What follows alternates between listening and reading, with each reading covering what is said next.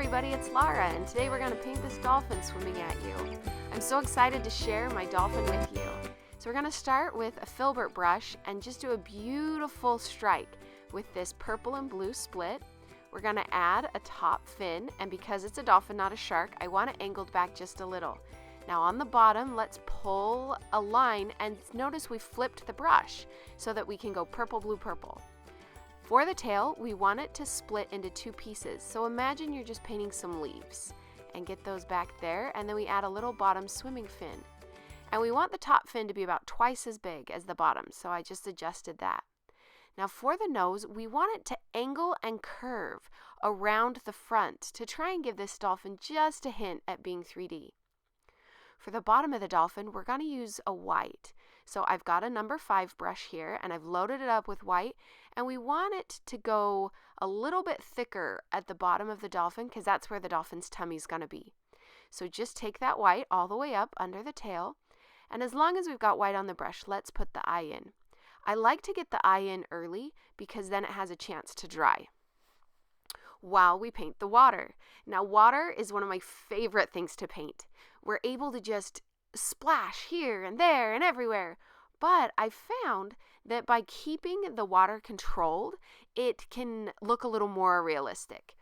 So I choose a direction I want my water to go, and then I have all of my lines flow in that way. Now I am painting with a 1/2-inch angle brush, and think of like a cow lily petal. And that is the look I'm going for here. I'm just bending and then pulling up, kind of like a petal. And we're going around, and you can do it on both sides of these lines or just keep it to one. It really doesn't matter. It's up to you.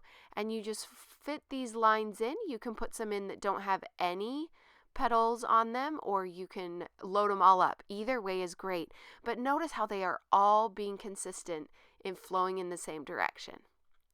Now the next part we want to do is we want to add some splashes. So if this was a fantasy design, these little teardrops would be with curls and swirls, and the white goes everywhere and crazy. But when I'm painting water, water tends, even though splashes can be really crazy, they tend to all stick together. You wouldn't have one splash this way and one splash that way. So I like to keep my teardrops in a nice line, just following along, and the little dots are splashy. And I found that the consistency of white when you're painting is a little different than the consistency you want when you're doing something that is meant to be a standalone white. So here, as we are doing these little added dots and drips, we want to have a very creamy paint. We're not going to have to paint any outlining over this or anything, so it may even end up being a little more 3D. Now, as long as I have white on the brush, I really like to add my highlights. So load up a black brush after you're finished with that and just follow along your outline. I think of this more as tracing than I really do drawing because I already have my blueprint kind of there. Now I'm using a thin to thick to thin line, and I'm adding the thickest part wherever I want emphasis to be, like right on top of this eyeliner here. We just go a little heavy and it looks adorable. For the pupil, what I want to do is I want to do a half circle, and then I want to do a full circle inside of that, and then just color the rest in. It lets me have that sparkling highlight, but without having to have it grayed out because I've added white on top of black.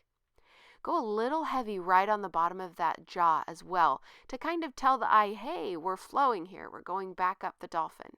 So now I want you to notice how we've overlapped the fin line with the bottom line. Instead of just going straight across the bottom little fin and up, it really lets it look like that fin is attached to the dolphin instead of just the bottom. And here she is. She's beautiful. But I want to show you that when you're practicing, it's really nice to make it exactly the way you wanted it to be. So I've loaded a filbert here with the blue and purple again, and I just wasn't happy with that highlight.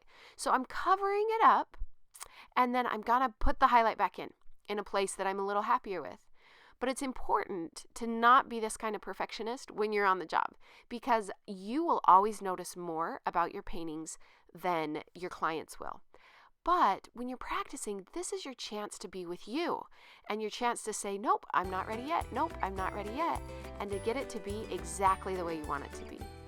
And this little dolphin is a blast. I hope she just comes alive in your world.